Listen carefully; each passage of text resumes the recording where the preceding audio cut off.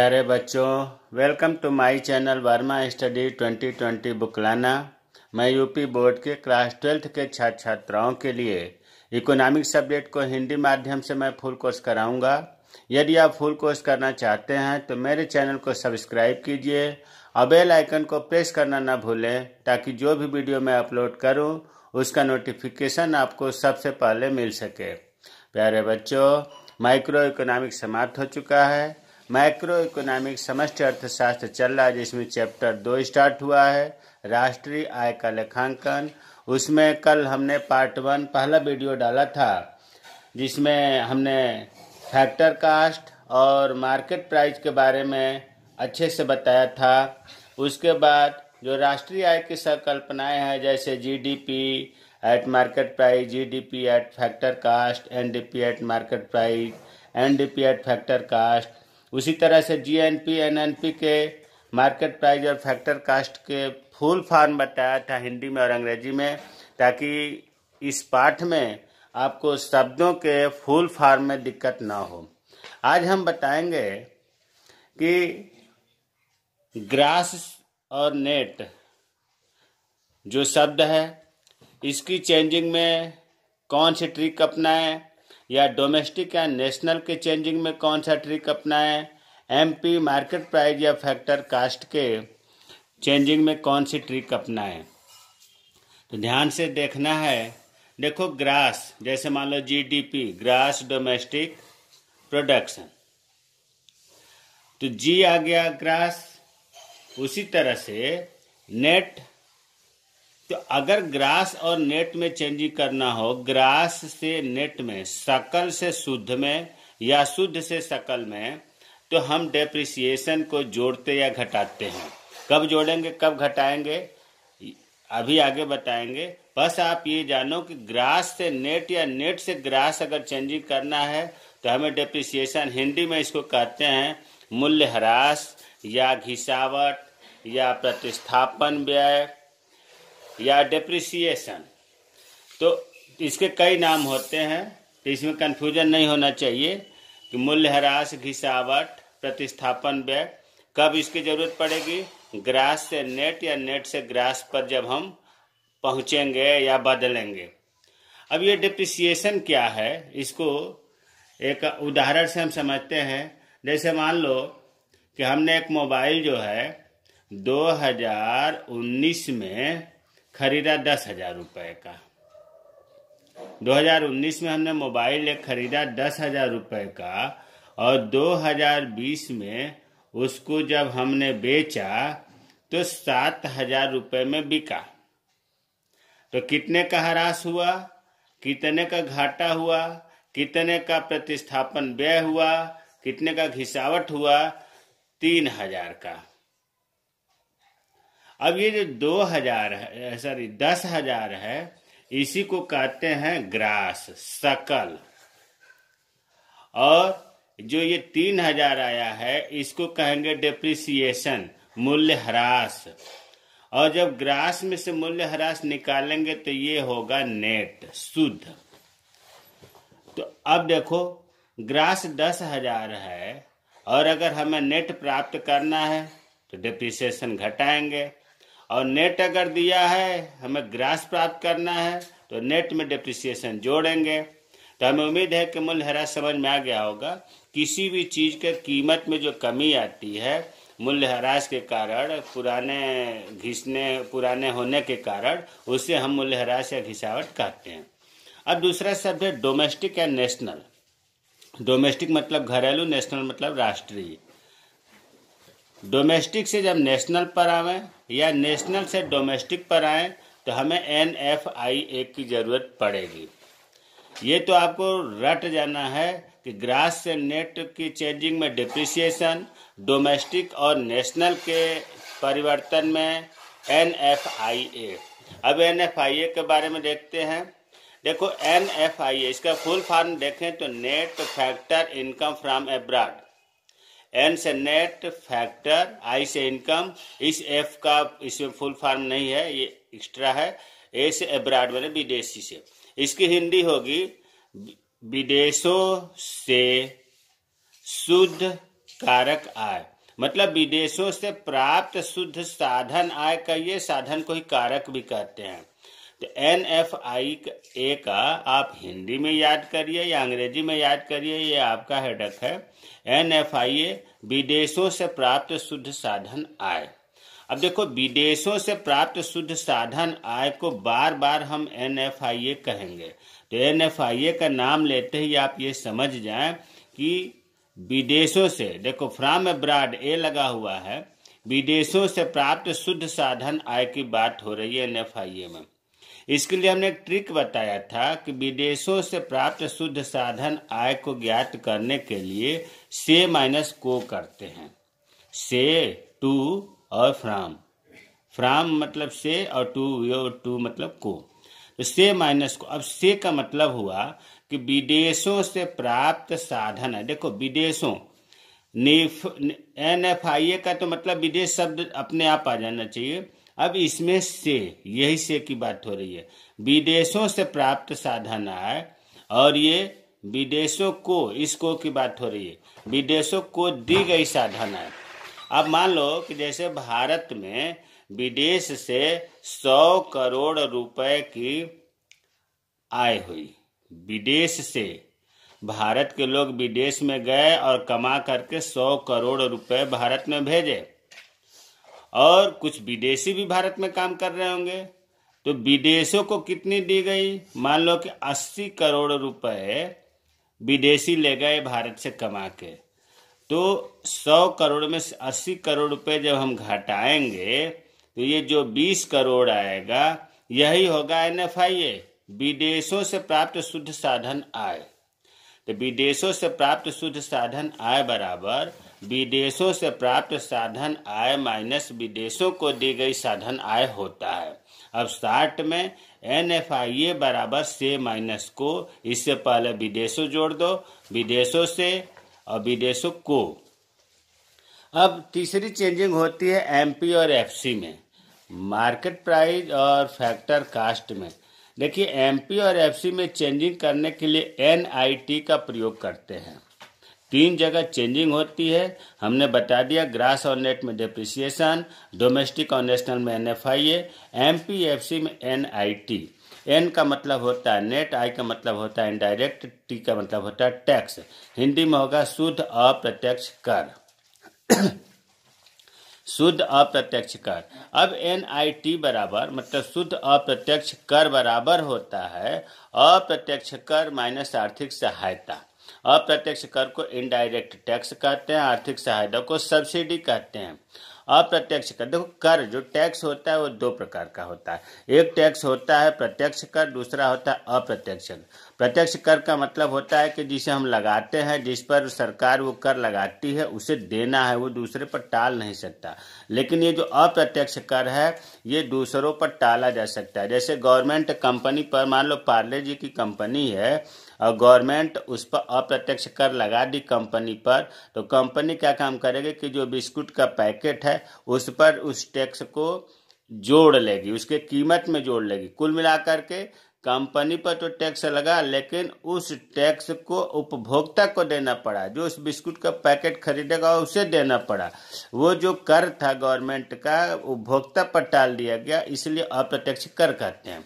आर्थिक सहायता, कभी कभी गवर्नमेंट छूट देती है, अनुदान देती है, सहायता देती है, उसे सब्सिडी कहते हैं। जैसे मान लीजिए कि सिलेंडर, गैस सिलेंडर आ रहा है 700 रुपये का, बाद में 200 रुपये सब्सिडी आ जाता है अकाउंट में, तो उसकी कीमत पड़ गई 500 रुपये, तो सब्सिडी को भी घटाते हैं। तो अप्रत्यक्ष कर में से जब हम सब्सिडी घटाते हैं तो शुद्ध अप्रत्यक्ष कर प्राप्त हो जाता है।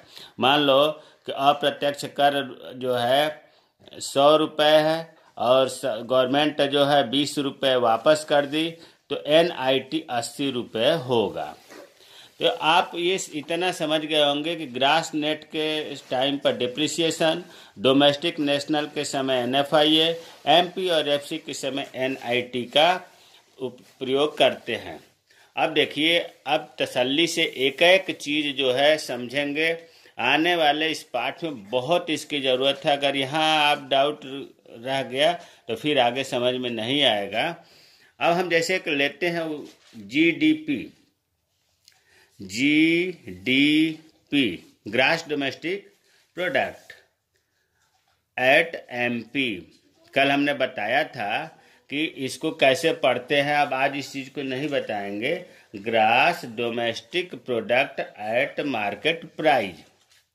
अब देखो, पहले हम इसकी चेंजिंग करेंगे। यहाँ जो अभी बताया था ग्रास से नेट का, पहले हम जी का मतलब ग्रास है। अब जो शुरू जी का ग्रास, शुरू में एन है तो नेट, बीच का डोमेस्टिक, MP का, ये तो कल तैयार हो गया होगा, मैं उम्मीद है। अब ग्रास से, अब मान लो कि हम यहाँ ऐसा शब्द लिखें एन, भाई ग्रास से नेट पर आना है, बाकी जो करते हो उतार देना है। NDP eight market price. अब देखो, ग्रास से मतलब जी से नेट पर आने के लिए हमने माइनस किया डिप्रिसिएशन। डिप्रिसिएशन को हिंदी में कहते हैं मूल्यह्रास, घिसावट। अब इसका ठीक उल्टा भी हो सकता है। नेट से ग्रास पर जाने के लिए, नेट से ग्रास पर जाने के लिए डिप्रिसिएशन को जोड़ेंगे। हमने जो मान लो ये ट्रिक है, ट्रिक हमने क्या बताया, हमने ये बताया पहला ट्रिक ये है कि जी ग्रास जो है, ग्रास से नेट मतलब नेट प्राप्त करना हो तो ग्रास से माइनस डिप्रिसिएशन घटाएंगे, और ठीक उल्टा ग्रास और नेट लिखा वैसे भले हूं लेकिन तीर ऊपर की तरफ बना रहा हूं। इसका मतलब यह हो कि ग्रास अगर प्राप्त करना है तो नेट में डिप्रिसिएशन जोड़ेंगे। यह आपको दो ट्रिक है, आप एक याद करो, उसका उल्टा हो जाएगा। ग्रास से नेट पर पहुंचने के लिए ग्रास में से डिप्रिसिएशन घटाएंगे। तो हम अगर इन दोनों ट्रिकों से हम ये देखें तो अगर हम रूल 1 कहें तो रूल 1 में देखो, चलो पहले इसी से लेते हैं। अगर हमें NDP MP प्राप्त करना है, केवल एन तो लिखेंगे नहीं, लेकिन आप ये समझो कि GN की बात हो रही है, बाकी जो कहते हो उतरेगा। तो NDP MP अगर प्राप्त करना है तो क्या करेंगे, ग्रास में से डिप्रिसिएशन घटाएंगे। तो GDP MP में से मूल्यह्रास या डिप्रिसिएशन घटा देंगे। यही चीज तो है। ग्रास देखो, नेट प्राप्त करना था, ये एन है, इस तरह से है। नेट प्राप्त करना था तो जी में से डिप्रिसिएशन घटाएंगे। और रूल दूसरा क्या होगा, इसका ठीक उल्टा। मान लो GDMP प्राप्त करना है, GDP MP। अब जी हमें प्राप्त करना है तो यहां पर लिखेंगे NDP MP। अब देखो, N से हमें जी प्राप्त करना है, N से जी मतलब ये चीज आ रहा है N से जी, तो N में डिप्रिसिएशन जोड़ेंगे, प्लस हो जाएगा मूल्य ह्रास, जोड़ देंगे। मूल्य ह्रास को डिप्रिसिएशन कहते हैं, इसमें कहीं कंफ्यूजन नहीं होना चाहिए। तो हमने शुरू के अक्षरों को देख लिया, जिससे हमने दो नियम बना, वैसे एक ही है कि उल्टा उसका हो गया जस्ट। अब देखो, बीच के अक्षरों को हम कैसे चेंज करें। बीच के अक्षरों को चेंज करने के लिए, चलो मान लो हमने लिख लिया GDP MP। अब बीच में डोमेस्टिक है और डोमेस्टिक यहाँ हमने लिख लिया GNP MP। शुरू के GGMP लिख दिया। अब पी में चेंजिंग नहीं होता है, डी से डोमेस्टिक से नेशनल। अब डोमेस्टिक से नेशनल, अभी ऊपर हमने बताया था कि डोमेस्टिक से नेशनल की बात जब आती है तो इसमें हम NFIA जोड़ते हैं। NFIA क्या है, विदेशों से प्राप्त शुद्ध साधन आय, ऊपर बताया गया है NFIA, ये बताया था ना, ये NFIA विदेशों से प्राप्त शुद्ध साधन आय। और इसको ज्ञात कैसे करते हैं, से माइनस को से। विदेशों से प्राप्त साधन आय में से विदेशों को दी गई साधन आय जब हम घटाते हैं तो NFIA प्राप्त हो जाता है। तो आपने ये देखा कि नेशनल प्राप्त करना था तो डोमेस्टिक में NFIA जोड़ दिए। तो यही चीज हम ट्रिक में यहाँ लिख रहे हैं कि अगर डोमेस्टिक से नेशनल पर पहुंचने के लिए, नेशनल प्राप्त करने के लिए डोमेस्टिक में NFIA जोड़ दिया, और ठीक इसका उल्टा डोमेस्टिक में, और यहाँ नीचे लिखा है नेशनल, और तीर ऊपर का मतलब हुआ कि हम डोमेस्टिक प्राप्त कर रहे हैं नेशनल से डोमेस्टिक पर जाने के लिए हम माइनस करेंगे, NFIA माइनस कर दिया। तो आपने ये देखा कि डोमेस्टिक मतलब नेशनल प्राप्त करने के लिए डोमेस्टिक में NFIA जोड़ दिया, और यहाँ डोमेस्टिक प्राप्त करने के लिए नेशनल में NFIA घटा दिया। अब इसको अगर हम बना दें नियम तो क्या होगा, रूल 3 होगा। अब चलो मान लो इसे हम लिख लेते हैं कि GNP-MP प्राप्त करना है, तो GNP-MP बराबर, अब हमें ये नेशनल प्राप्त करना है, तो इसमें GDP-MP में NFIA जोड़ेंगे। ये चीज समझ में आ गया होगा। अब ठीक इसका उल्टा करते हैं, जिसको हम नाम दे रहे हैं रूल 4। अब मान लो इसे हमें प्राप्त करना है, GDP-MP प्राप्त करना है इसे, तो क्या करेंगे, N में NFIA घटाएंगे। देखो यहाँ अगर इसे प्राप्त करना है तो NFIA घटा रहे हैं, तो माइनस NFIA, ये रूल 4 हो गया। अब तीसरा चेंजिंग हम देखते हैं, जो आपको बताया गया है कि MP और FC में, तो फिर एक लिखते हैं इसको, GDP-MP। अब हम इसे चेंजिंग करने जा रहे हैं, GDP-FC, कुछ भी हो सकता है, GNP-FC, GDP-FC, हमें तो सिखाना है, MP से FC सिखाना है। तो देखो अभी ऊपर हमने बताया था कि MP-FC में जब चेंजिंग होती है तो NIT नेट इनडायरेक्ट टैक्स का प्रयोग करते हैं।